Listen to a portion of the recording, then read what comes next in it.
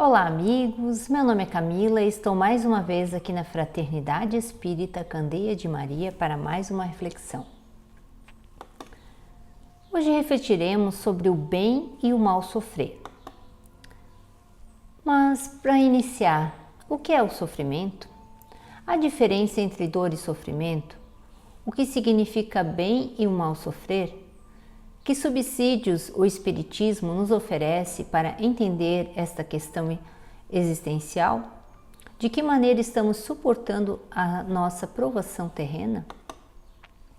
O sofrimento é um sentimento de tristeza, mágoa, aflição, pesar que pode repercutir de maneira mais ou menos intensa sobre o organismo, causando mal-estar. Este tema, bem e mal sofrer, diz respeito às instruções dos espíritos, do Espírito Lacordaire, que se encontra no capítulo 5, Bem-aventurados os aflitos, do Evangelho segundo o Espiritismo de Allan Kardec.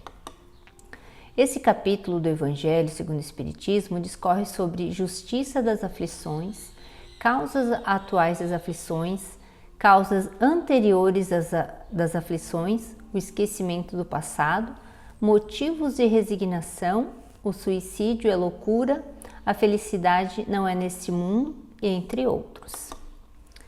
Os espíritos, nesse pequeno trecho, instruem-nos sobre a mudança do nosso comportamento com relação ao sofrimento, pois todos nós sofremos, quer estejamos em castelos ou em choupanas. Conclui-se que serão bem-aventurados aqueles que tiverem oportunidade de provarem sua fé, sua firmeza, sua perseverança e sua submissão à vontade de Deus, porque terão em cêntuplo alegria que lhes falta na terra. De acordo com a doutrina espírita, o ser humano está sujeito a 3 tipos de dor.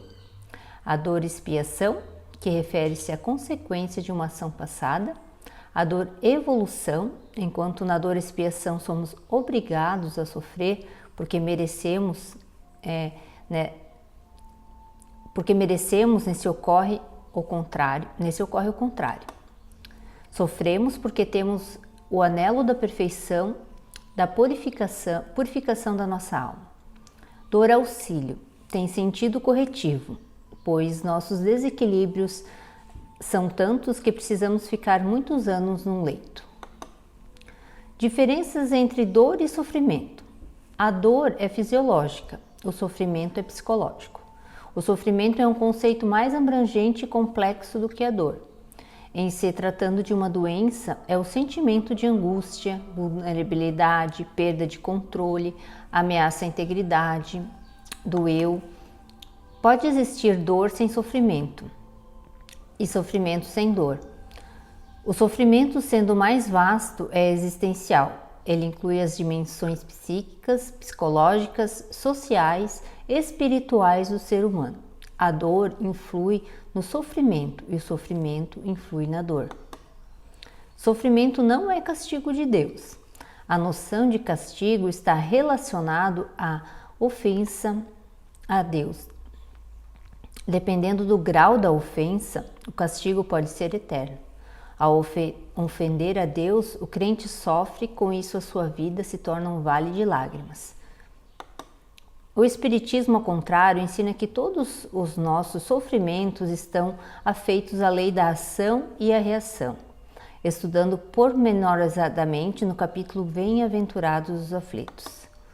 Vamos aprender que Deus, inteligência suprema e causa primária de todas as coisas, deixa sempre uma porta aberta ao arrependimento e ao ressarcimento da falta cometida.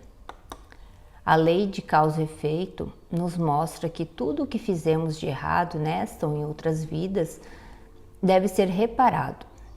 O primeiro passo é o remorso.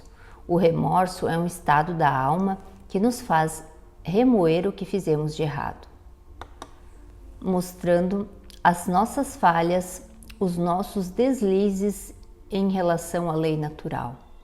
O arrependimento, que vem em seguida, torna-nos mais humildes e mais obedientes à vontade de Deus.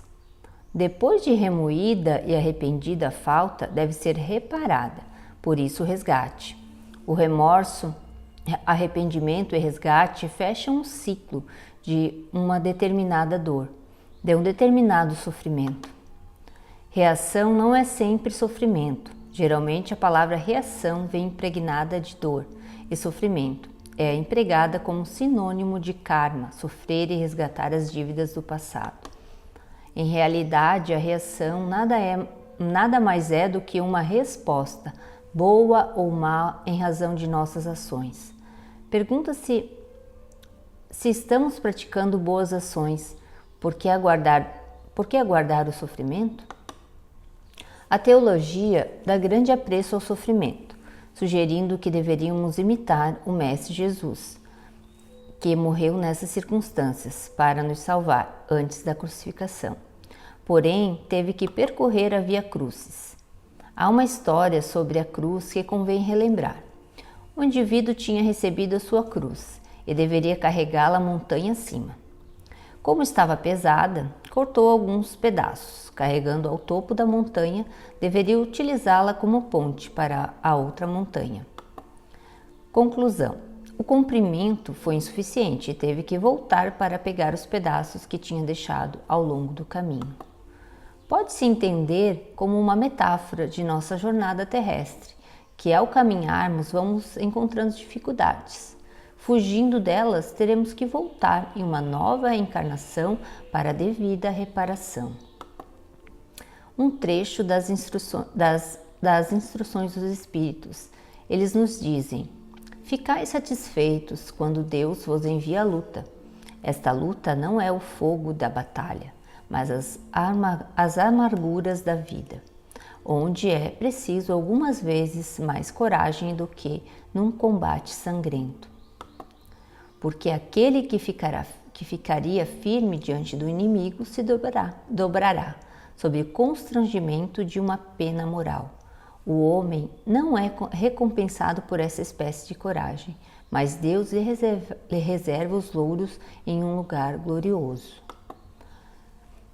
Seguir a vontade de Deus implica guerrearmos com os pensamentos inúteis, os sonhos vãos e a imaginação improdutiva. Não é uma guerra violenta, em que há armas e muitos homens mortos, mas há uma luta constante para mantermos o pensamento sóbrio. Sob esse mister, convém tornarmos consciência de que estamos encarnados para gozar de Deus, mas para o trabalho, o sofrimento e a luta. Há, contudo, um consolo para este mal-estar. Ele nos torna mais dóceis, mais cientes de nossa pequenez e nos aproxima constantemente da perfeição. Saibamos sofrer com resignação, pois, vencendo o egoísmo, a vaidade e o amor próprio, estaremos aptos a entrar no reino dos céus. Que Jesus nos abençoe e proteja em cada um de nós, tenha coragem e força para guiar apenas por seus ensinamentos. Muito obrigada a todos e até a próxima.